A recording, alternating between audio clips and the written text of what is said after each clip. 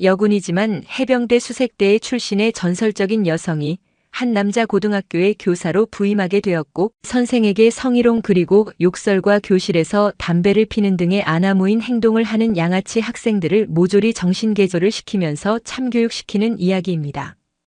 영상 시청 이전에 구독과 좋아요 부탁드리겠습니다. 저희에게 큰 도움이 됩니다. 지축을 울리는 굉음과 함께 설산의 한쪽 비탈이 무너져 내렸다.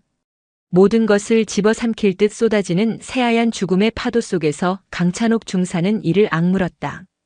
살을 애는 강풍이 비수처럼 뺨을 후볐지만 그녀의 눈은 오직 자신에게 로프를 묶은 채 눈더미 아래로 사라져가는 한 사람 김정우 하사에게 고정되어 있었다.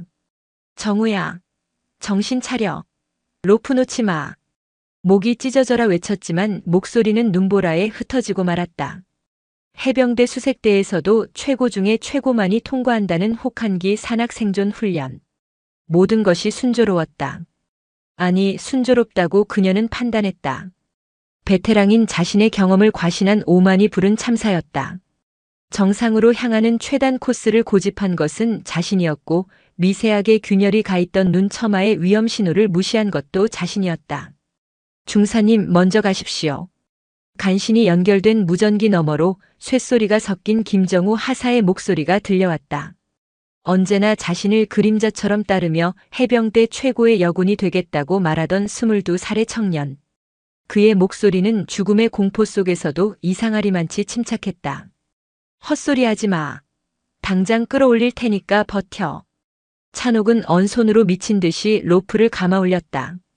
손바닥에 살같이 벗겨져 피가 흐르고 그 피가 다시 로프 위에서 얼어붙었다. 하지만 눈의 무게를 이기지 못한 로프는 팽팽하게 당겨지다 못해 비명을 질렀다. 그리고 그 순간 찬옥은 보았다. 눈더미 아래 희미한 시야 속에서 김정우 하사가 허리에 묶인 자신의 카라비너를 풀어내는 것을. 안 돼. 김정우. 그것이 마지막이었다. 팽팽하던 로프의 장력이 순식간에 사라지며 찬옥은 설산 위에 맥없이 나뒹굴었다. 연결되어 있던 생명의 끈은 그렇게 끊어졌다. 그녀의 절규는 누구에게도 닿지 못한 채 하얀 설원에 공허하게 흩어졌다. 대한민국 해병대 수색대의 전설, 독사 강찬옥이 무너져 내린 순간이었다. 그날 이후 강찬옥의 세상은 색을 잃었다. 전역을 신청하자 모두가 만류했다. 국방일보 일면을 장식했던 살아있는 신화, 수많은 후배 해병들의 우상이었던 그녀의 불명의 전역을 누구도 원치 않았다. 하지만 그녀는 단호했다. 자신의 오만함이 부른 죽음을 끌어안은 채 더 이상 군복을 입을 자격이 없었다. 매일 밤 눈보라 속에서 자신을 원망하며 얼어 죽는 악몽에 시달렸다. 22살의 청년이 짊어졌어야 할 삶의 무게가 고스란히 죄책감이 되어 그녀의 어깨를 짓눌렀다. 몇 년의 시간이 흘렀다. 방황의 끝에서 그녀가 붙잡은 것은 낡은 교원 자격증이었다. 군 입대 전 만약을 위해 따두었던 것이었다. 그녀는 결심했다. 제2의 김정우를 만들지 않겠다. 넘치는 에너지를 주체하지 못하고 그릇된 힘의 논리에 빠져 스스로를 파괴하는 아이들을 막겠다. 그 속죄의 장소로 그녀가 선택한 곳은 대한민국에서 가장 거칠고 강한 아이들만 모인다는 곳. 철강도시 포항의 심장부 포항제철공업고등학교였다. 끼이그 낡은 세단이 교문 앞에 멈춰섰다. 차창 밖으로 보이는 포항제철공업고등학교라는 교명은 육중한 회색빛 교문만큼이나 위압적이었다. 바다에서 불어오는 축축한 바람에는 짠내와 함께 거대한 용광로에서 뿜어져 나오는 쇳가루 냄새가 섞여 있었다. 학교 너머로 보이는 포스코의 거대한 플랜트들은 마치 도시를 지배하는 강철의 거인들처럼 보였다. 이곳 아이들은 태어날 때부터 철의 무게를 느끼고 거친 파도 소리를 자장가 삼아 자라났을 터였다. 찬옥은 교사 임용장을 다시 한번 확인하고 차에서 내렸다. 교무실로 향하는 복도는 조용했지만 보이지 않는 야수들의 기운이 곳곳에 스며 있는 듯 했다. 교실 문마다 크고 작은 발자국이 찍혀 있었고 벽에는 누가 새겼는지 알 수 없는 욕설들이 희미하게 남아 있었다. 이곳이 바로 자신의 새로운 전장이었다. 교장실의 문을 열자 반백의 머리를 가진 교장이 지친 얼굴로 그녀를 맞았다. 아, 강찬옥 선생님. 오시느라 고생 많으셨습니다. 교장은 그녀의 이력서를 내려다보며 복잡한 표정을 지었다. 해병대 수색대 중사 전역. 이 한 줄의 이력은 양날의 검과 같았다. 아이들을 휘어잡을 수도 있겠지만 동시에 더 큰 반발을 불러일으킬 수도 있었다. 우리 학교가 아시다시피 좀 거칩니다. 아이들 대부분이 졸업 후 제철소나 해병대로 갑니다. 그래서 그런지 힘의 논리가 워낙 강해서 전임 체육 선생님도 한 학기를 못 버티고 나가셨습니다. 교장의 말에는 체념과 우려가 동시에 묻어 있었다. 그는 잠시 망설이다 입을 열었다. 특히 2학년 기계과 그곳은 말 그대로 정글입니다. 그리고 그 정글에 왕들이 있습니다. 아이들은 그 녀석들을 사황이라고 부릅니다. 사황. 유치하지만 그들의 위상을 단번에 알 수 있는 이름이었다. 교장은 한 명 한 명의 이름을 은조렸다. 모든 판을 짜는 두뇌 황제 임요한. 브레이크 없는 폭풍 같은 존재, 폭풍 홍진호. 예측 불가능한 재능의 소유자 몽상가 강민. 그리고 압도적인 피지컬의 최종병기 이영호. 이 네 명이 2학년을, 아니 학교 전체를 쥐고 흔듭니다. 교사들도 웬만해선 그들을 건드리지 않아요. 설명을 듣는 강찬옥의 표정은 변함이 없었다. 두려움도 호기심도 아니었다. 그것은 마치 새로운 작전 지역의 정보를 브리핑받는 지휘관의 얼굴이었다. 교장은 그녀의 무표정한 얼굴에서 알 수 없는 위압감을 느끼며 마른 침을 삼켰다. 아무튼 부디 몸조심하십시오. 여자의 몸으로 감당하기엔. 괜찮습니다, 교장 선생님. 강찬옥은 그의 말을 잘랐다. 저는 이곳의 아이들과 친하게 지내러 온 것이 아닙니다. 제 임무를 수행하러 왔을 뿐입니다. 그녀의 목소리는 낮고 차가웠지만 이상한 신뢰감을 주었다. 교장실을 나온 찬옥은 곧장 자신의 첫 수업이 있을 2학년 기계과 교실로 향했다. 복도 끝 유독 소란스러운 교실 문이 보였다. 문틈으로 희미하게 담배 연기가 새어나오고 있었다. 문 앞에 선 그녀는 잠시 눈을 감았다. 눈앞에 혹한의 설산과 김정우의 마지막 모습이 스쳐 지나갔다. 그녀는 길게 숨을 내쉬며 눈을 떴다. 그녀의 눈동자는 더 이상 죄책감에 흔들리지 않았다. 그것은 목표물을 포착한 독사의 눈빛이었다. 철컥. 강찬옥은 망설임 없이 교실 문을 열었다. 지옥의 문이 그렇게 열렸다. 교실 문이 열리는 순간 강찬옥을 맞이한 것은 혼돈 그 자체였다. 매캐한 담배 연기가 자욱하게 깔린 교실 안은 마치 시장 바닥을 방불케 했다. 창가 쪽에서는 대여섯 명의 학생들이 보란듯이 담배를 태우며 자기들끼리 낄낄거리고 있었고, 교실 뒤편에서는 우통을 벗은 두 학생이 책상을 치워놓고 팔씨름을 하며 괴성을 질렀다. 사방에서는 욕설과 고성이 난무했다. 이곳은 교실이 아니었다. 주인을 잃고 야수들만이 날뛰는 싸움터였다. 강찬옥이 교탁 앞에 서자 소란스럽던 교실의 순간적인 정적이 흘렀다. 200여 개의 시선이 일제히 그녀에게로 향했다. 그들의 시선 속에는 단순한 호기심 이상의 것들이 담겨 있었다. 낯선 존재에 대한 경계심, 조롱, 그리고 가장 원초적인 노골적인 욕망이 뱀처럼 번들거렸다. 와, 이번엔 여자네. 누군가 나지막이 중얼거린 말을 신호탄으로 교실 곳곳에서 음흉한 웃음소리가 터져나왔다. 몸매 봐라. 장난 아닌데? 야, 저 정도면 A컵이냐 B컵이냐? 저열하고 모욕적인 말들이 여과 없이 그녀의 귀에 꽂혔다. 학생들은 그녀의 얼굴부터 발끝까지 마치 가축의 등급을 매기듯 훑어내렸다. 하지만 강찬옥은 미동도 하지 않았다. 그녀는 소리를 지르지도 당황하지도 않았다. 그저 싸늘하게 침전된 눈으로 교실 전체를 천천히 훑었다. 그녀의 침묵은 오히려 학생들을 당황하게 만들었다.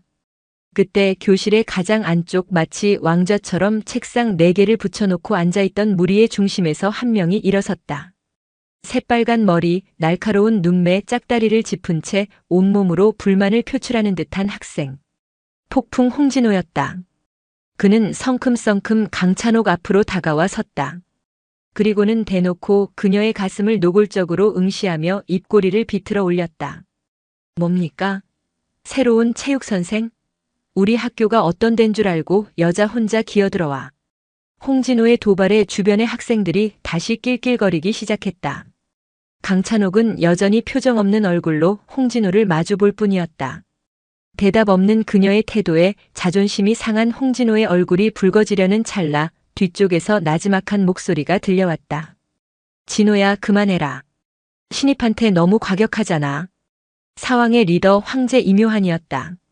그는 자리에서 일어나지 않은 채 의자에 비스듬히 기댄 자세로 태연하게 담배를 한 모금 빨아들였다. 그는 홍진호처럼 대놓고 무례하지 않았지만 그의 눈빛과 말투에는 상대를 아래로 내려다보는 오만함이 깊게 배어 있었다. 이묘한은 담배 연기를 강찬옥의 얼굴 쪽으로 길게 뿜으며 마치 잡이라도 베푸는 듯한 말투로 말했다. 선생님, 소개가 늦었네요. 2학년 기계과를 이끌고 있는 이묘한이라고 합니다. 보시다시피 우리 반 애들이 좀 거칠어서요. 여자 혼자 감당하기는 힘드실 텐데 걱정이네요. 그의 말은 걱정이 아니었다. 명백한 경고이자 조롱이었다. 그는 잠시 말을 끊고는 흥미롭다는 듯이 그녀를 다시 한번 훑어보았다. 체육 선생님이라. 하긴 몸은 좋아 보이시네. 그래서 3대 운동은 몇이나 치십니까? 3대 운동 몇이냐는 질문. 그것은 남성들의 세계에서 상대의 힘을 가늠하는 가장 원초적이고 무례한 질문이었다. 그 질문에 교실은 폭소의 도가니가 되었다. 그들은 강찬옥이 당황하거나 화를 내거나 혹은 울음을 터뜨릴 것이라 예상했다. 그러나 강찬옥의 대답은 그들의 예상을 완벽하게 빗나갔다. 내 놈들 2개 꼴을 부술 정도는 된다. 순간 교실의 모든 소음이 거짓말처럼 멎었다. 얼음장처럼 차가운 목소리. 그 목소리에는 분노가 아닌 사실을 고지하는 듯한 건조함이 담겨 있어 더욱 섬뜩했다. 이묘한의 미간이 순간적으로 찌푸려졌고 홍진호는 어이가 없다는 듯 헛웃음을 터뜨렸다. 하, 이 여자가 진짜 돌았나? 야, 너 지금 뭐라고 했냐? 홍진호가 삿대질을 하며 달려들려던 순간 이묘한이 손을 들어 그를 제지했다. 이묘한은 담배를 바닥에 던져 구둣발로 비벼 끄며 자리에서 일어났다. 깡이 좋은 건지 아니면 세상 물정을 모르는 건지. 선생님, 말이라는 건 함부로 뱉는 게 아닙니다. 특히 증명할 수 없는 말은. 바로 그때였다. 홍진호가 무언가 재미있는 생각이 떠올랐다는 듯이 외쳤다. 그래. 그럼 증명해보든가. 우리 학교 뒤에 실습용 장애물 코스 있거든. 거기서 우리 사왕이랑 한판 붙자고.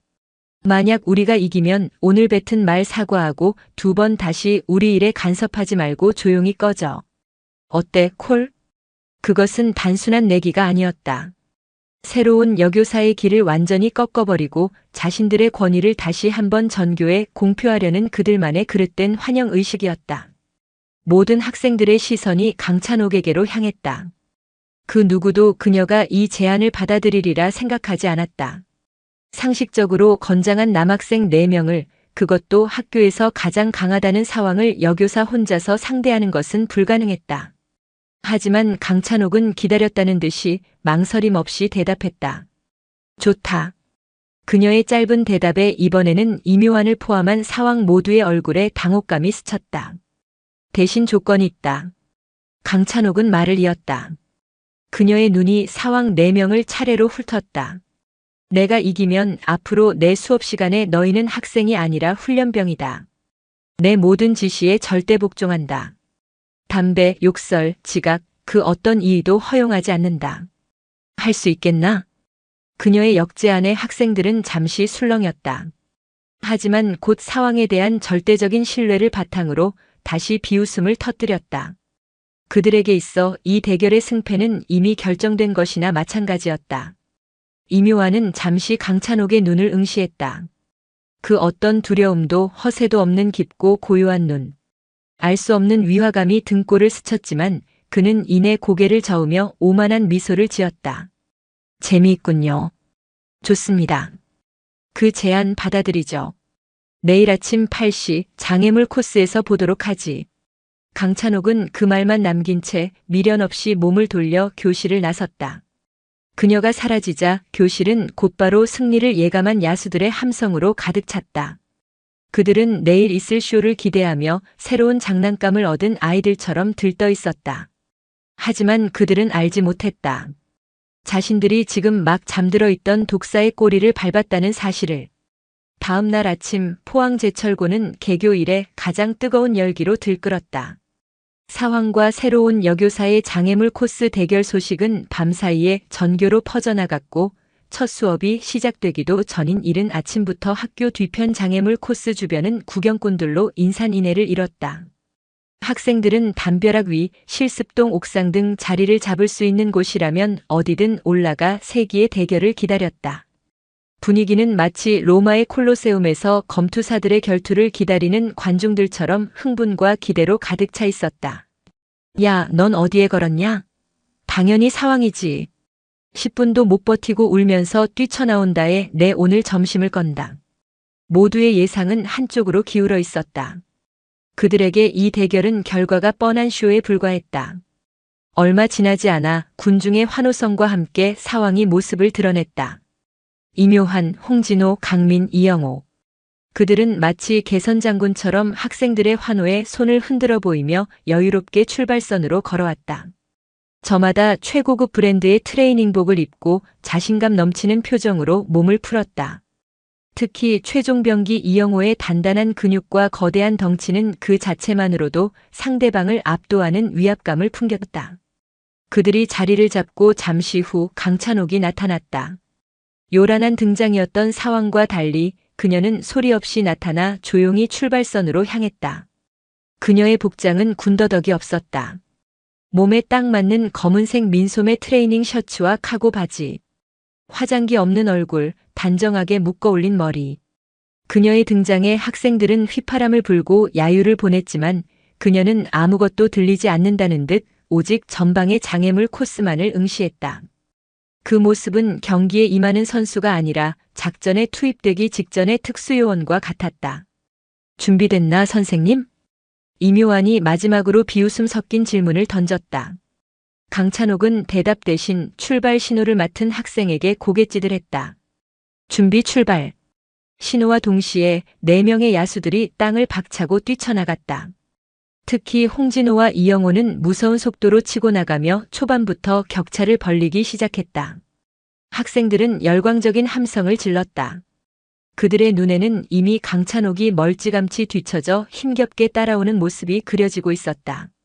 하지만 강찬옥은 서두르지 않았다. 그녀는 마치 자신의 심박수를 체크하듯 일정한 페이스로 달렸다. 첫 번째 장애물은 2m 높이의 수직벽이었다. 먼저 도착한 이영호는 엄청난 도약력으로 벽의 상단을 잡고 순전히 팔 힘만으로 거대한 몸을 끌어올렸다. 홍진호와 강민 역시 약간의 버거움은 있었지만 무난하게 통과했다. 그들의 방식은 힘이었다. 곧이어 도착한 강찬옥을 보며 학생들은 비웃었다. 저 작은 체구로 저 벽을 넘는 것은 불가능해 보였다. 그러나 강찬옥은 벽 앞에서 잠시 멈춰 서는가 싶더니 몇 걸음 도움닫기를 한 후 벽을 박차고 공중으로 솟구쳤다. 그녀의 움직임은 마치 중력을 거스르는 듯 했다. 벽을 밟은 발과 벽 상단을 잡은 손이 거의 동시에 이루어졌고 허리의 반동을 이용해 한 마리 고양이처럼 가볍게 벽 위로 올라섰다. 힘이 아닌 완벽한 기술과 효율적인 움직임이었다. 환호하던 학생들의 입이 순간 다물어졌다. 다음 코스는 외줄타기였다. 앞서가던 사황은 균형을 잡기 위해 애쓰며 느릿느릿 나아갔다. 특히 덩치가 큰 이영호는 애를 먹고 있었다. 그러나 강찬옥은 조금의 망설임도 없이 줄에 올라섰고 양팔을 벌려 완벽한 균형을 잡으며 성큼성큼 걸어나갔다. 그녀의 모습은 서커스단의 고개사보다도 안정적이었다. 코스가 중반을 넘어서자 상황은 역전되기 시작했다. 초반에 오버페이스를 했던 사황의 움직임이 눈에 띄게 둔해졌다. 거친 숨을 몰아쉬었고 온몸은 땀으로 범벅이 되었다. 반면 강찬옥의 페이스는 출발할 때와 조금도 달라지지 않았다. 그녀는 진흙탕 포복 코스를 통과하면서도 진흙이 얼굴에 튀는 것조차 계산한 듯 최소한의 움직임으로 돌파했다. 그녀의 호흡은 여전히 고르고 눈빛은 흔들림이 없었다. 저게 말이 돼? 지켜보던 학생들 사이에서 경악의 목소리가 터져나왔다. 그들은 이제 더 이상 야유를 보내지 않았다. 믿을 수 없는 광경에 입을 벌린 채 움직이는 검은 그림자 강찬옥에게서 눈을 떼지 못했다. 마지막 장애물인 5m 높이의 로프 코스에 가장 먼저 도착한 것은 강찬옥이었다. 그녀는 뒤따라오던 사왕을 흘끗 쳐다본 후 망설임 없이 로프를 잡았다. 팔 힘만이 아니라 다리를 이용해 로프를 감고 효율적으로 올라가는 정석적인 움직임. 그녀는 순식간에 정점에 도달했다. 뒤늦게 로프에 매달린 사왕은 처참했다. 이미 체력이 고갈된 그들의 팔은 말을 듣지 않았고 몇 미터를 오르다 미끄러지기를 반복했다. 이묘화는 자존심 때문에 이를 악물고 버텼지만 더 이상 올라갈 힘이 남아있지 않았다. 홍진호는 분노에 차 로프를 주먹으로 내리쳤다. 결승선을 통과한 강찬옥은 호흡 하나 흐트러지지 않은 채 바닥에 주저앉거나 드러누워 거친 숨을 몰아쉬는 상황 앞에 섰다. 승자의 여유나 패자에 대한 조롱은 없었다. 그저 상관이 부하를 내려다보는 듯한 무감정한 시선만이 존재했다. 운동장을 가득 채웠던 함성은 완벽한 침묵으로 바뀌어 있었다. 모두가 숨을 죽인 채 무너진 왕들과 그 위에 군림한 새로운 포식자를 바라보았다. 강찬옥은 땀과 흙으로 범벅이 된 채 자신을 올려다보는 이묘한과 눈을 맞추며 나지막하지만 운동장 전체에 울릴 만큼 명확한 목소리로 말했다. 힘만 믿고 날뛰는 건 짐승이나 하는 짓이다. 그녀는 말을 이었다. 진짜 강함은 내 힘을 언제, 어디에, 어떻게 써야 하는지 정확히 아는 것에서 나온다. 오늘부터 내가 그것을 가르쳐주지. 그녀는 그 말만 남긴 채 천천히 몸을 돌려 인파 속으로 걸어갔다. 학생들이 모세의 기적처럼 길을 열어주었다. 그들의 눈에는 더 이상 조롱과 호기심이 없었다. 경외와 이해할 수 없는 존재에 대한 원초적인 두려움만이 남아있었다. 운동장 한가운데 사왕은 패배의 치욕 속에서 고개를 들지 못했다. 그들의 오만과 자존심은 산산조각이 났다. 포항 제철고를 지배하던 강철의 왕국은 그렇게 단 한 사람에 의해 단 한 번의 대결로 처참하게 무너져 내렸다. 새로운 질서의 시작이었다. 장애물 코스에서의 압도적인 승리 다음 날 체육 시간의 공기는 이전과 완전히 달랐다. 더 이상 교실 뒤편에서 담배를 피우거나 제멋대로 떠드는 학생은 없었다. 운동장의 도열한 2학년 기계과 학생들의 눈에는 경계심과 두려움, 그리고 일말의 호기심이 뒤섞여 있었다. 특히 대열의 가장 앞에 선 사왕의 모습은 그 변화의 상징과도 같았다. 그들은 약속대로 군기가 잡힌 부동자세로 강찬옥을 기다리고 있었다. 찬옥은 약속된 시간에 정확히 나타났다. 그녀의 손에는 두툼한 파일이 들려 있었다. 학생들 앞에 선 그녀는 어떤 감정도 드러내지 않은 채 낮고 명료한 목소리로 입을 열었다. 어제의 약속대로 오늘부터 너희는 학생이 아닌 훈련병이다. 내 수업은 체육이 아닌 신체 및 정신력 강화 훈련으로 명명한다. 목표는 단 하나, 너희 안에 넘쳐나는 주체 못할 에너지를 쓸모있는 힘으로 바꾸는 것이다. 그녀는 파일을 펼쳐 보였다. 그곳에는 숫자가 빼곡히 적힌 표와 알 수 없는 영어 단어들이 가득했다. 기존의 뜀박질이나 공놀이 따위는 집어치운다. 지금부터 크로스핏, 서킷 트레이닝, 그리고 팀 기반 경쟁 프로그램을 도입한다. 모든 훈련은 기록으로 남을 것이며 개인과 팀별로 평가된다. 불만 있나? 학생들은 누구 하나 입을 열지 못했다. 크로스핏이나 서킷 트레이닝 같은 생소한 단어에 어리둥절할 뿐이었다. 첫 번째 훈련 프로그램이 시작되었다. 오늘의 WOD, 버피 테스트 10회, 캐틀벨 스윙 20회, 박스 점프 30회. 총 5라운드. 뭐? 버피? 그게 뭔데? 캐틀벨? 저 주전자는 왜 들고 휘두르래? 초반에는 불평과 투덜거림이 터져나왔다. 특히 홍진호는 이딴 걸 왜 하냐며 노골적으로 불만을 표했다. 찬옥은 그에게 조용히 다가가 말했다. 불만 있나 훈련병? 그녀의 싸늘한 눈빛에 홍진호는 입을 다물고 마지못해 동작을 따라하기 시작했다. 훈련의 강도는 상상 이상이었다. 1라운드가 끝나기도 전에 학생들은 비명을 질렀다. 온몸의 근육이 터져나갈 듯했고 심장은 입 밖으로 튀어나올 것 같았다. 2라운드가 끝나자 여기저기서 바닥에 드러눕는 학생들이 속출했다. 하지만 찬옥은 용납하지 않았다. 일어서. 아직 안 끝났다. 내 몸 하나 컨트롤하지 못하는 놈이 뭘 하겠다는 건가. 그녀의 불호령에 학생들은 좀비처럼 다시 일어섰다. 신기한 것은 찬옥 자신도 학생들과 똑같이, 아니 그들보다 더 완벽한 자세로 모든 훈련을 함께하고 있다는 사실이었다. 그녀는 조금도 지친 기색 없이 흐트러짐 없는 자세로 캐틀벨을 휘둘렀다. 그 모습은 학생들에게 있어 또 다른 충격이자 꾀를 부릴 수 없게 만드는 압박이었다.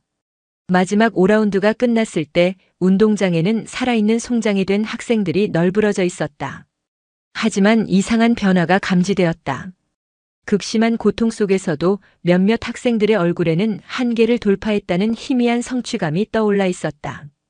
욕을 하면서도 그들은 처음으로 자신의 몸이 가진 가능성과 마주한 것이었다. 훈련은 날이 갈수록 체계적이고 혹독해졌다. 무거운 타이어를 함께 뒤집는 팀 훈련, 로프를 타고 벽을 오르는 훈련, 서로를 어깨에 메고 달리는 파트너 훈련. 찬옥은 의도적으로 경쟁과 협동을 동시에 요구하는 프로그램을 구성했다. 혼자서는 절대 완수할 수 없는 과제들을 통해 그들이 서로의 존재를 인식하게 만들기 위함이었다. 그러던 어느 날 훈련 중 한 학생이 발목을 접질렸다. 찬옥은 그를 부축해 보건실로 향했다. 포항제철고의 보건실은 학교의 유일한 안식처 같은 곳이었다. 그리고 그곳에는 따뜻한 미소를 가진 보건교사 이문주가 있었다. 어머, 찬옥 선생님. 또 부상자가 나왔나 보네요. 애들이 선생님 오시고 나서부터 조용해지긴 했는데 대신 여길 더 자주 찾아오네요. 근육통이다 찰과상이다. 이문주는 능숙하게 학생의 발목을 치료하며 말을 건넸다. 그녀는 학교에서 유일하게 강찬옥을 편견 없이 대하고 그녀의 방식을 이해해 주려 노력하는 사람이었다. 선생님, 잠시 차 한잔하고 가세요. 마침 좋은 차가 들어왔는데. 이문주가 내민 따뜻한 찻잔 앞에서 강찬옥은 잠시 경계를 풀었다. 이문주는 조심스럽게 입을 열었다. 선생님, 혹시 홍진호 학생 때문에 힘드시진 않으세요? 그 아이 유독 반항이 심하죠?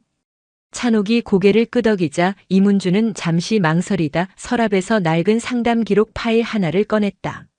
제가 교사 윤리에 어긋나는 일을 하는 걸지도 모르겠지만 선생님께는 보여드려야 할 것 같아서요. 진호, 저 아이가 왜 저렇게 겉으로 가시를 세우고 사는지 아마 이걸 보시면 조금은 이해가 되실 거예요. 파일에는 홍진호라는 이름과 함께 그의 어두운 가정사가 빼곡히 적혀 있었다. 제철소 하청업체에서 일하는 아버지의 상습적인 폭력. 술에 취하면 아들을 자기 화풀이 대상으로 삼는다는 내용. 멍든 자국을 친구와 싸웠다고 둘러댐 상담 중 아버지 이야기가 나오자 극도의 불안 증세를 보임. 서류 속의 글자들은 차갑고 건조했지만 그 행간에는 한 소년의 깊은 상처와 고통이 피처럼 배어 있었다. 찬옥은 말없이 파일을 덮었다. 그녀의 머릿속에 늘 세상을 향해 으르렁거리던 홍진호의 얼굴과 서류 속에 상처 입은 소년의 모습이 겹쳐졌다. 그리고 그 위로 해병이 되어 멋지게 살고 싶다던 22살 청년 김정우의 얼굴이 스쳐 지나갔다. 거칠고 미숙한 모습, 그 안에 감춰진 여린 속내. 그들은 너무나도 닮아 있었다. 보건실을 나온 강찬옥의 발걸음은 무거웠다. 그녀는 비로소 깨달았다. 아이들의 거친 행동은 단순한 객기나 반항이 아니었다. 상처 입은 짐승이 자신을 보호하기 위해 필사적으로 세운 가시와도 같은 것이었다. 신체를 단련시키는 것은 시작에 불과했다. 저 아이들의 부서진 내면을 일으켜 세우고 스스로를 지킬 수 있는 진정한 강인함을 가르쳐주는 것. 그것이 군복을 벗고 이곳에 온 자신의 진짜 임무였다. 운동장을 내려다보는 그녀의 눈빛이 이전보다 더욱 깊어졌다. 강찬옥의 새로운 훈련 방식이 자리를 잡아가던 무렵 그녀의 눈에 유독 한 학생이 들어왔다. 1학년 기계설계과 박정석. 학생이라기보다 연구원에 가까운 인상의 소년이었다. 두꺼운 안경 너머의 눈은 언제나 복잡한 설계도나 부품을 향해 있었고 그의 손은 공구에 익숙했다. 그는 교내 최고의 기계 설계 천재로 그의 재능은 교사들 사이에서도 익히 알려져 있었다. 하지만 그의 천재성은 그를 보호해주지 못했다. 왜소한 체격과 내성적인 성격 탓에 그는 언제나 힘센 학생들의 손쉬운 먹잇감이 되곤 했다. 사건은 점심시간에 벌어졌다. 박정석이 과학 발명품 경진대회 출품을 위해 몇 달간 공들여 만든 키네틱 아트 조형물을 조심스럽게 옮기던 중이었다. 복도를 장악하고 있던 무리들, 그 중심에는 사왕의 이영호가 있었다. 그는 친구들과 장난을 치며 복도를 활보하다 미처 피하지 못한 박정석과 부딪혔다. 아, 뭐야. 비키라고. 이영호는 귀찮다는 듯 박정석을 거칠게 밀쳤고 중심을 잃은 박정석의 손에서 조형물이 떨어지며 와장창 소리와 함께 바닥에 나뒹굴었다. 수백 개의 톱니바퀴와 정교하게 깎인 부품들이 처참하게 부서져 흩어졌다. 박정석은 망연자실한 표정으로 바닥에 주저앉았다. 그의 몇 달간의 노력이 단 한순간의 부주의와 폭력으로 물거품이 된 순간이었다. 이영호는 재수없게 한마디를 툭 던지고는 자신의 무리와 함께 사라졌다. 그 모든 광경을 복도 끝에서 지켜보고 있던 강찬옥의 눈이 차갑게 빛났다. 방과 후 강찬옥은 이영호를 포함한 사왕 전원을 기계 실습실로 호출했다. 그들은 영문도 모른 채 어슬렁거리며 실습실로 들어섰다. 실습실 중앙 작업대 위에는 낮에 부서졌던 박정석의 조형물 잔해와 설계도가 놓여 있었다. 이게 다 뭡니까?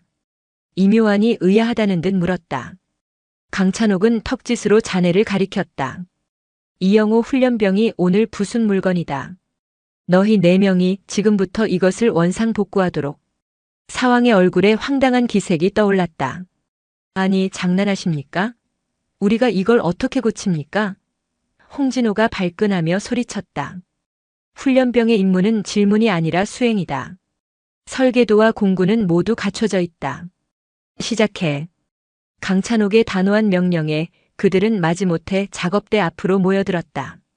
압도적인 힘과 카리스마로 학교를 지배하던 그들이었지만 쌀알만한 톱니바퀴와 엿가락처럼 얽힌 전선 그리고 암호문 같은 설계도 앞에서 그들은 무력했다. 이영호는 자신의 주먹만 한 부품을 들고 억지로 끼워 맞추려다 다른 부품까지 휘게 만들었다. 이묘한은 설계도를 뚫어져라 쳐다보며 전략을 짜보려 했지만 기계공학의 언어 앞에서 그의 두뇌는 아무런 힘을 발휘하지 못했다. 강민은 손재주가 좋은 편이었지만 정밀한 부품을 다루기엔 그의 손은 너무 투박했다. 1시간이 넘는 사투가 이어졌지만 결과물은 더욱 엉망진창이 된 고철 덩어리일 뿐이었다. 땀을 뻘뻘 흘리며 낑낑대는 그들의 모습을 묵묵히 지켜보던 강찬옥이 실습실 문을 열고 누군가를 불렀다. 문을 열고 들어온 것은 눈이 퉁퉁 부은 박정석이었다. 그는 사왕을 보고 겁을 먹은 듯 움츠러들었다. 박정석, 내 작품이다. 다시 조립해봐. 박정석은 떨리는 손으로 설계도를 집어들었다. 하지만 공구를 잡는 순간 그의 눈빛이 달라졌다. 울음기와 두려움은 사라지고 오직 자신의 창조물과 교감하는 장인의 눈빛만이 남았다. 그의 가느다란 손가락이 춤을 추듯 움직이기 시작했다. 부서진 부품들을 분류하고 휘어진 것을 바로잡고 끊어진 전선을 연결하는 그의 손놀림에는 한치의 망설임도 없었다. 사왕 4명이 1시간을 넘게 끙끙대던 작업을 그는 단 20분 만에 거의 완벽하게 끝마쳤다. 마지막 나사를 조이고 스위치를 올리자 조형물은 언제 부서졌냐는 듯이 다채로운 빛을 내며 유기적으로 움직이기 시작했다. 사왕은 입을 벌린 채 그 경이로운 광경을 너클 잃고 바라보았다. 그때 강찬옥이 나지막이 입을 열었다. 이영호 훈련병. 내 주먹이 저 작은 톱니바퀴 하나보다 강하다고 할 수 있나? 그녀는 사왕 모두를 둘러보며 말했다. 너희가 가진 힘은 분명 대단하다. 하지만 그것만이 강함의 전부는 아니다. 진정한 강함은 남을 짓밟고 군림하는 게 아니다. 서로의 다름을 인정하고 각자가 가진 재능을 존중하며 자신의 자리에서 묵묵히 역할을 해내는 것. 그것들이 모여 누구도 무너뜨릴 수 없는 하나의 팀을 만드는 것이 진짜 강함이다. 그녀의 시선은 다시 조형물로 향했다. 저 수백 개의 부품 중 단 하나라도 없거나 제 역할을 못했다면 저것은 지금처럼 움직이지 못했을 거다. 너희도 마찬가지다. 사왕은 아무 말도 하지 못했다. 그들은 처음으로 자신들의 힘이 아무런 쓸모가 없는 영역이 있다는 사실을, 그리고 자신들이 무시하고 괴롭혔던 작고 약한 소년이 자신들은 가질 수 없는 위대한 힘을 가졌다는 사실을 온몸으로 깨달았다. 그날 이후 그들이 박정석을 보는 눈빛이 달라졌다. 그리고 강함이라는 단어의 의미를 처음으로 다시 생각하기 시작했다. 강찬옥의 가르침은 조용하지만 강력하게 포항제철고를 변화시키고 있었다. 학생들은 그녀의 훈련을 통해 자신의 한계를 넘어서는 법을 배웠고 박정석 사건을 통해 힘 이외의 가치를 어렴풋이 깨닫기 시작했다. 대놓고 반항하거나 문제를 일으키는 학생은 눈에 띄게 줄었다. 사황조차 그녀의 수업 시간에는 훈련병으로서의 본분을 다했다. 하지만 그 복종은 자발적인 것이 아니었다. 특히 리더인 이묘한의 마음속에는 굴복의 굴욕감이 응어리처럼 남아있었다. 그는 인정할 수 없었다. 자신이 몇 년에 걸쳐 구축한 힘의 질서와 권위가 어디서 굴러들어온지 모를 여교사 한 명에 의해 송두리째 흔들리는 것을. 그는 그녀의 방식이 옳다는 것을 머리로는 이해했지만 가슴으로는 받아들일 수 없었다. 그의 자존심이 황제로서의 오만이 그것을 허락하지 않았다. 이대로 그녀의 방식에 흡수당할 수는 없었다. 그는 최후의 도박을 결심했다. 방과 후 사왕은 그들의 아지트인 폐보일러실에 모였다. 이묘한은 무거운 침묵을 깨고 입을 열었다. 이대로는 안 된다. 우리가 저 여자에게 계속 끌려다닐 수는 없어.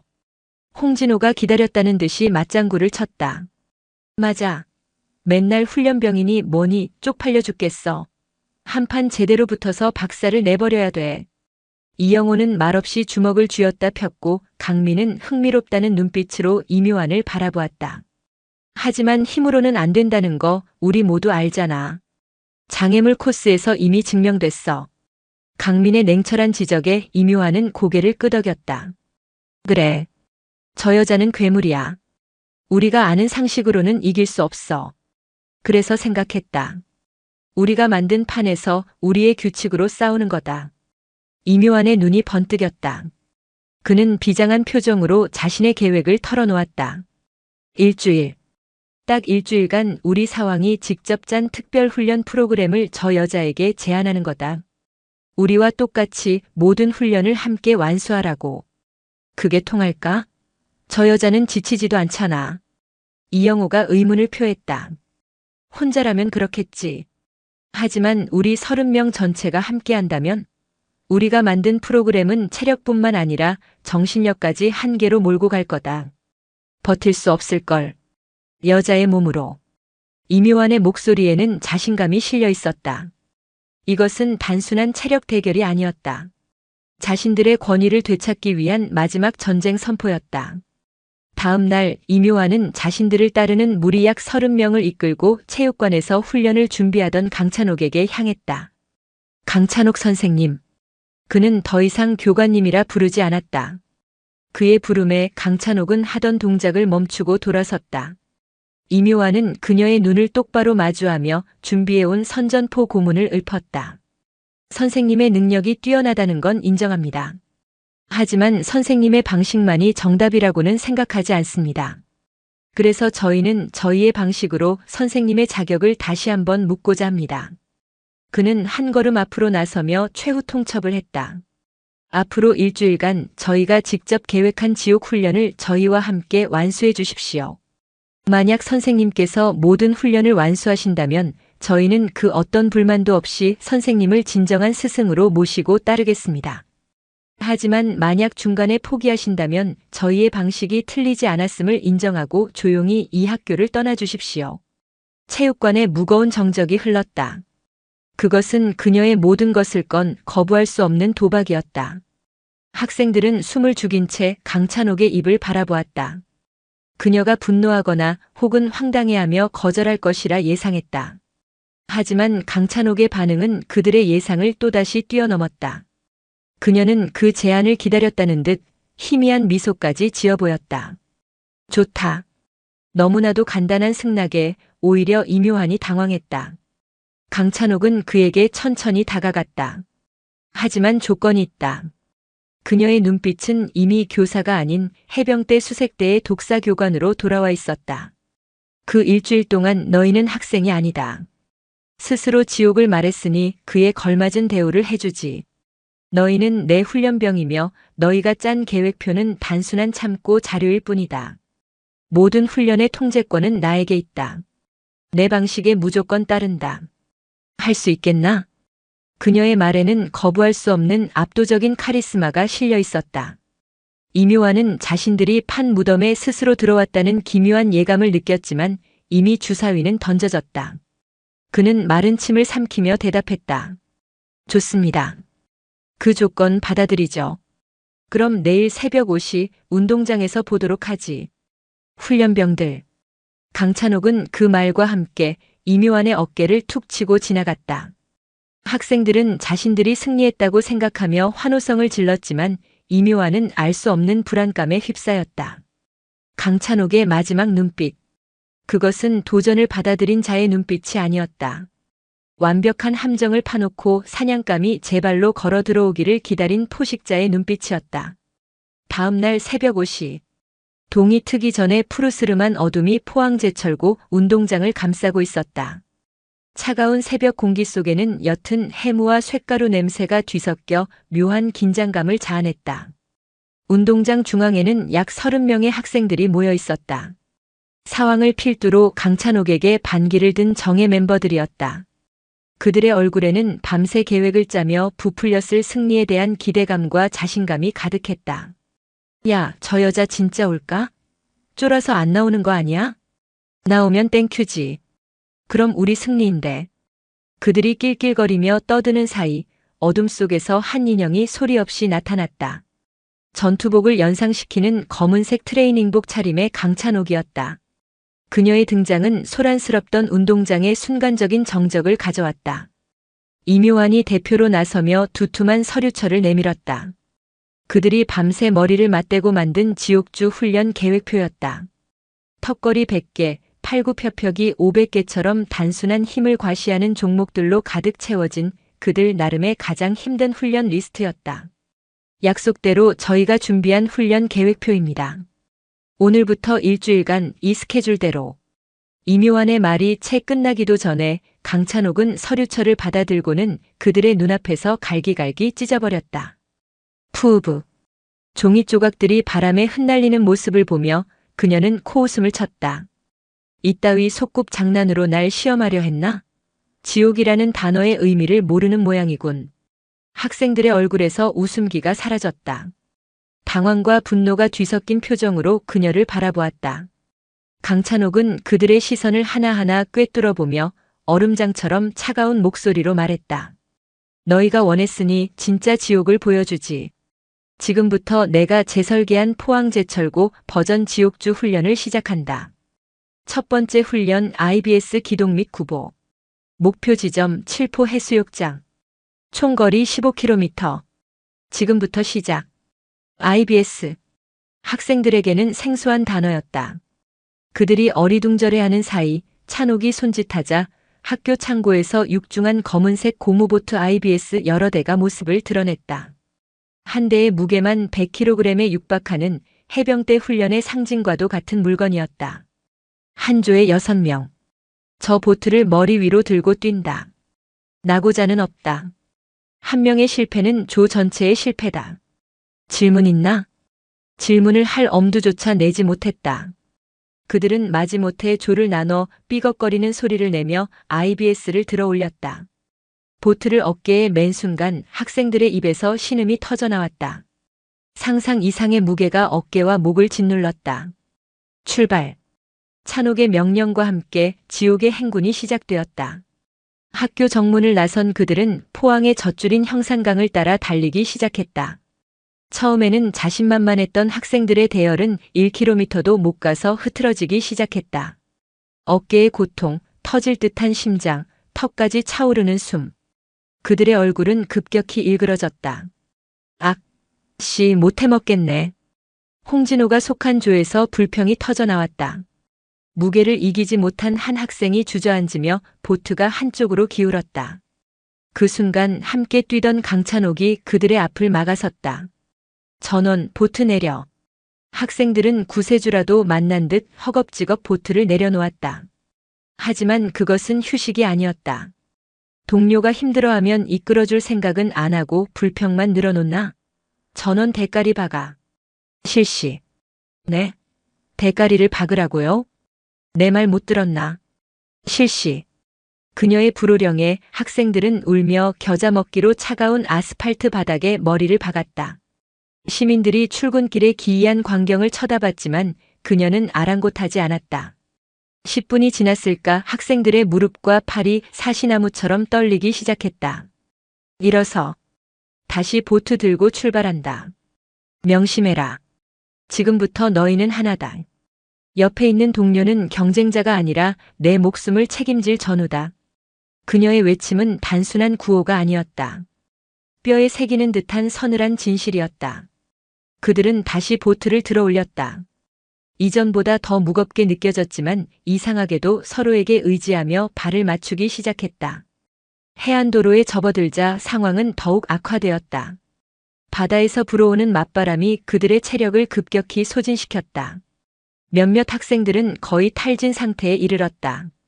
그들의 눈에 저 멀리 보이는 칠포 해수욕장의 모래사장은 천국처럼 아득하게 느껴졌다.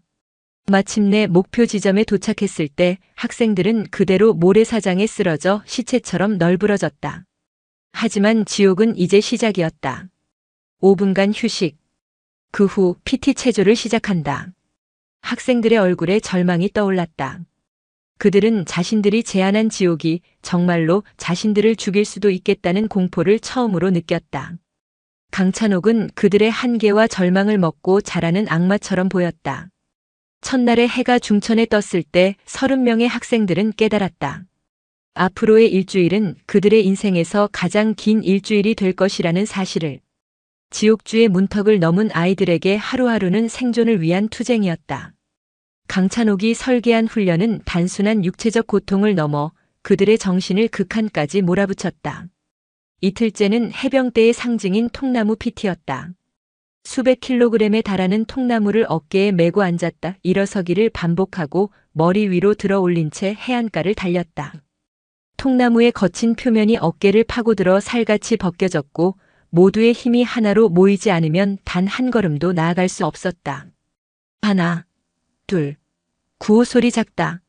정신 안 차려. 찬옥의 외침은 쉬지 않고 그들을 채찍질했다. 처음에는 반항심에 가득 차 있던 학생들의 눈빛은 시간이 흐를수록 점차 공포와 경외심으로 변해갔다. 저 여자는 인간이 아니었다. 자신들과 똑같이 훈련하면서도 지친 기색 하나 없었고 오히려 시간이 지날수록 눈빛은 더욱 형형하게 빛났다. 사흘째 되는 날 그들은 갯벌로 향했다. 허리까지 차오르는 끈적한 갯벌 속을 포복으로 기어가는 훈련이었다. 온몸이 갯벌 투성이가 되고 숨을 쉴 때마다 비릿한 뻘 냄새가 폐부를 찔렀다. 체력은 바닥났고 이성은 마비되기 시작했다. 바로 그때 억눌려왔던 갈등이 폭발했다. 야, 이묘한. 너만 잘났냐? 왜 너 혼자 치고 나가? 진흙범벅이 된 홍진호가 으르렁거리며 소리쳤다. 평소에도 라이벌 의식이 강했던 둘은 극한의 상황에 이르자 서로에게 책임을 전가하기 시작했다. 내가 치고 나가는 게 아니라 내가 뒤처지는 거다, 홍진호. 체력이 안 되면 머리라도 쓰던가. 이묘한의 냉소적인 대답은 불에 기름을 부은 격이었다. 홍진호는 이성을 잃고 이묘한에게 달려들었고 둘은 갯벌 속에서 뒤엉켜 주먹다짐을 벌이기 시작했다. 그 모습을 시작으로 다른 학생들 사이에서도 너 때문에 늦잖아. 제대로 좀 해. 라며 고성이 오가기 시작했다. 팀은 완전히 분열 직전이었다. 그만. 그 순간 모든 것을 멈추는 강찬옥의 목소리가 울려 퍼졌다. 그녀는 뒤엉켜 싸우던 이묘한과 홍진호를 가볍게 떼어놓고 훈련 중단을 명령했다. 전원 집합. 학생들은 지친 몸을 이끌고 그녀 앞에 모였다. 찬옥은 땀과 흙으로 범벅이 된 그들의 얼굴을 하나하나 훑어보았다. 분노나 실망이 아니었다. 오히려 무언가 안타깝다는 듯한 눈빛이었다. 고작 이 정도였나? 너희가 말한 지옥이라는 게 고작 동료를 탓하고 원망하는 수준이었냔 말이다. 그녀는 잠시 말을 멈추고 자신의 가슴을 주먹으로 툭툭 쳤다. 진정한 강자는 혼자 잘난 놈이 아니다. 뒤처지는 동료의 손을 잡아주고 이끌어줄 줄 아는 놈이다. 그리고 자신의 부족함을 인정하고 동료에게 등을 맡길 줄 아는 용기를 가진 놈이다. 그녀의 목소리는 갯벌 전체를 울렸다. 지금부터 너희는 경쟁자가 아니다. 내 옆에 있는 놈은 내 등을 맡기고 내 목숨을 의지해야 할 전우다. 전우가 쓰러지면 함께 부축해서 가고 전우가 낙오하면 함께 기다렸다가 가는 거다. 그게 팀이고 그게 해병대 정신이다. 그녀의 외침은 망치처럼 아이들의 가슴을 내리쳤다. 그들은 처음으로 팀이라는 단어의 무게를 느꼈다. 늘 경쟁하고 짓밟고 서열을 매기는 것에 익숙했던 그들이었다. 하지만 지금 이 순간 갯벌에 쓰러져 있는 서로의 처참한 모습을 보니 경쟁심이 아닌 기묘한 동질감이 피어올랐다. 강찬옥은 쓰러져 있는 홍진호 앞에 섰다. 일어설 수 있겠나 훈련병. 홍진호는 대답 대신 고개를 저었다. 발목을 삔 듯했다. 그 순간 아무도 예상치 못한 일이 벌어졌다. 이묘한이 말없이 다가가 홍진호 앞에 등을 내밀었다. 엎혀. 짧은 한마디였다. 홍진호는 잠시 망설였지만 이내 말없이 이묘한의 등에 엎였다. 철천지원수 같던 두 사람의 모습에 다른 학생들도 움직이기 시작했다. 힘이 남은 학생이 지친 학생을 부축하고 서로의 어깨에 기대어 일어섰다. 그들은 다시 갯벌을 가로질러 나아갔다. 속도는 이전보다 훨씬 느려졌지만 대열은 흐트러지지 않았다. 그들은 더 이상 혼자가 아니었다. 서로의 고통을 나누고 서로의 체온에 의지하며 하나의 거대한 생명체처럼 움직였다. 그것은 포항제철고 야수들이 진정한 전우로 거듭나는 순간이었다. 지옥주의 마지막 날 밤이 찾아왔다. 일주일간의 혹독한 훈련을 버텨낸 학생들의 얼굴에는 피로와 함께 이전에는 볼 수 없었던 강인함이 새겨져 있었다. 마지막 훈련은 야간 산악 독도법이었다. 지도와 나침반만을 이용해 칠흑 같은 어둠 속에서 목표 지점을 찾아가는 정신력과 팀워크의 최종 시험이었다. 각 조는 지정된 목표 지점을 통과한 후 최종 집결지에서 만난다. 통신 장비는 없다. 오직 너희의 능력과 동료를 믿고 완수해야 한다. 강찬옥의 지시와 함께 각 조는 어둠 속으로 흩어졌다. 이묘한과 홍진호, 강민, 이영호가 속한 사왕조는 가장 험난한 코스를 배정받았다. 며칠간의 훈련을 통해 진정한 팀으로 거듭난 그들은 서로를 의지하며 능숙하게 산을 올랐다. 하지만 산의 날씨는 변덕스러웠다. 정상에 가까워질수록 하늘에 먹구름이 끼기 시작하더니 이내 장대 같은 폭우가 쏟아져 내렸다. 순식간에 등산로는 흙탕물로 변했고 시야는 한 치 앞도 분간할 수 없게 되었다. 젠장, 이러다 길을 잃겠어. 홍진호가 소리쳤다. 바로 그 순간이었다. 그들이 지나던 가파른 비탈면에서 쿠르르릉 하는 굉음과 함께 빗물에 약해진 집안이 무너져 내렸다. 작은 규모의 산사태였다. 피해. 이묘한이 외쳤지만 이미 늦었다. 대열의 가장 뒤에 있던 이영호가 미끄러지며 쏟아져 내린 바위와 토사에 다리가 깔리고 말았다. 크악.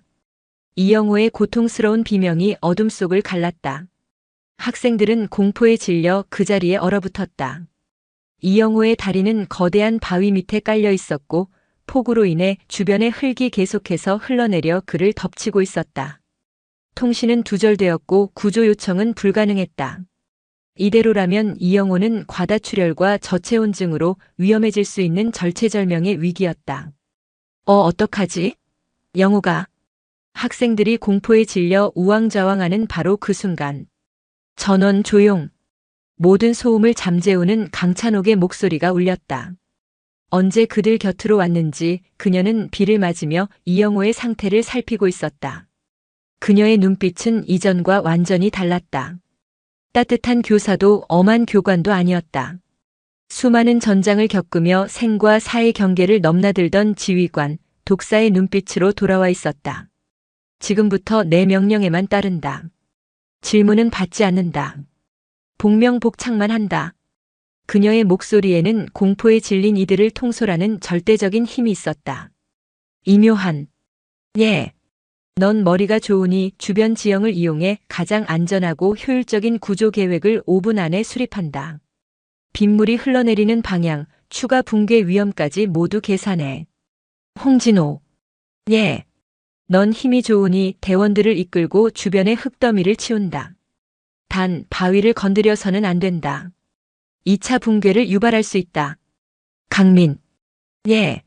넌 손재주가 좋으니 주변에 튼튼한 나뭇가지와 우리가 가진 로프를 이용해 지렛대와 도르래를 만들어. 바위를 움직일 유일한 방법이다. 그녀는 일주일간의 훈련을 통해 아이들 각자의 재능과 특성을 완벽하게 꿰뚫고 있었다. 그녀의 정확하고 신속한 지휘 아래 공포에 질려 흩어졌던 아이들은 하나의 유기적인 팀으로 움직이기 시작했다. 이묘화는 지도를 펼치고 손전등을 비추며 최적의 작업 공간과 대피로를 확보했다. 홍진호는 동료들을 독려하며 맨손으로 흙과 자갈을 파내기 시작했다. 강민은 로프를 나무에 묶고 튼튼한 나뭇가지를 이용해 놀라운 속도로 임시 지렛대를 만들어냈다. 지렛대 확보 완료. 공간 확보 완료. 마침내 모든 준비가 끝났다. 강찬옥의 지휘 아래 학생들은 강민이 만든 지렛대에 모두 매달렸다. 하나, 둘, 셋. 모두의 힘이 하나의 지점에 모이는 순간 이영호의 다리를 짓누르던 거대한 바위가 끼익 소리를 내며 조금씩 움직이기 시작했다. 그들은 다시 한번 힘을 모아 바위를 들어 올렸고 그 틈으로 다른 학생들이 재빨리 이영호를 끌어냈다. 이영호가 안전하게 구출되자마자 그들의 힘이 다한 바위는 다시 원래 자리로 떨어졌다. 학생들은 폭우 속에서 서로를 부둥켜 안고 안도의 숨을 내쉬었다. 칠흑 같은 어둠과 거센 폭우 속에서 그들은 오직 서로의 힘과 지혜를 믿고 한 명의 동료를 구해낸 것이었다. 그들은 비로소 진정한 원팀으로 거듭났다. 강찬옥은 멀리서 그 모습을 지켜보며 희미한 미소를 지었다. 그녀의 또 다른 임무가 완수되고 있었다. 지옥주가 끝난 후 포항 제철고를 지배하던 공기는 완전히 달라졌다. 복도를 어슬렁거리던 무기력함과 시시때때로 터져나오던 폭력적인 에너지는 자취를 감췄다. 대신 그 자리에는 묘한 활기와 질서가 자리 잡았다. 쉬는 시간의 복도는 더 이상 누군가의 힘을 과시하는 런웨이가 아니었고 교실 창가에서는 더 이상 담배 연기가 피어오르지 않았다. 마치 길고 혹독했던 전쟁이 끝나고 폐허 위에서 새로운 국가가 건설되는 듯한 변화였다. 그 변화의 중심에는 단연 강찬옥과 그녀의 훈련병들이 있었다. 지옥주를 완주한 30명의 학생들은 학교 내에서 영웅과도 같은 존재가 되었다. 그들의 걸음걸이에는 자신감이 넘쳤고 눈빛에는 이전의 공허함 대신 뚜렷한 목표 의식이 서려 있었다. 그리고 그들은 더 이상 강찬옥을 여자 선생이나 독사라 부르지 않았다. 그들의 입에서 나오는 호칭은 단 하나, 진심 어린 존경과 신뢰가 담긴 교관님이었다. 가장 극적인 변화는 사왕에게 찾아왔다. 그들은 더 이상 교내의 무법자가 아니었다.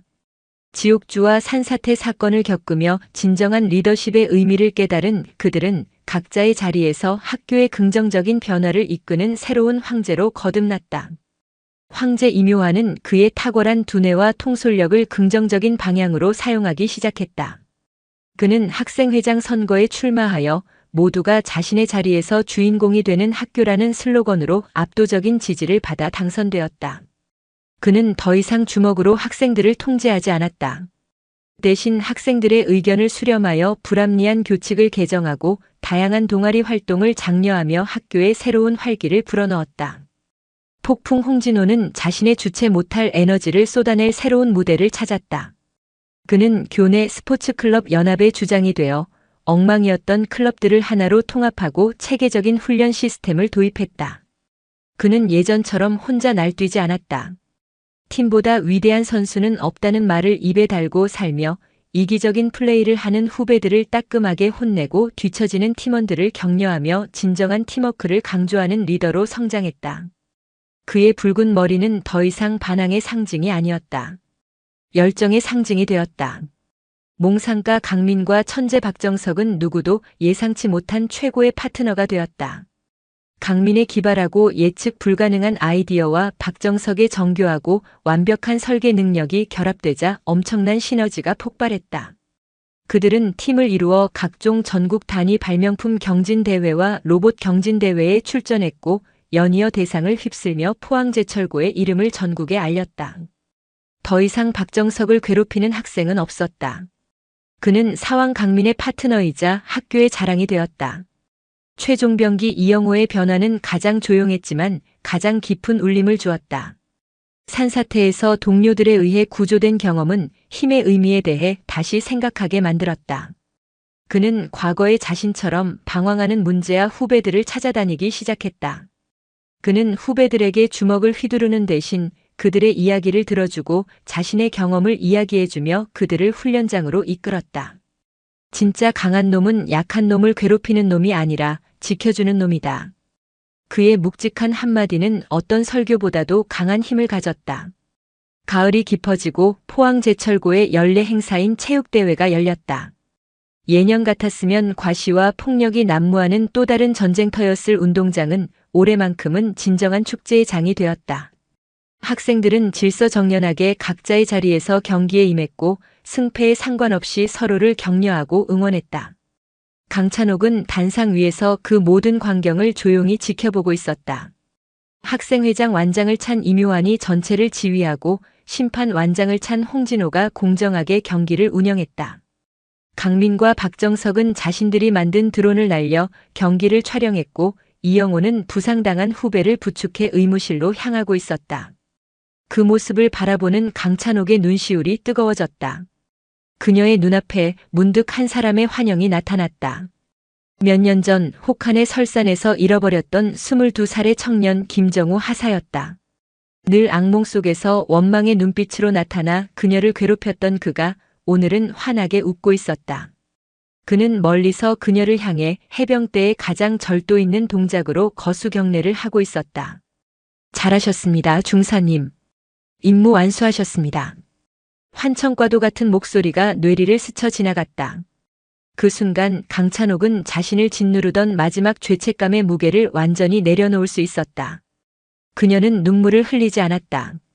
대신 김정우의 환영을 향해 희미한 미소와 함께 조용히 고개를 끄덕여 주었다. 과거와의 진정한 화해였다.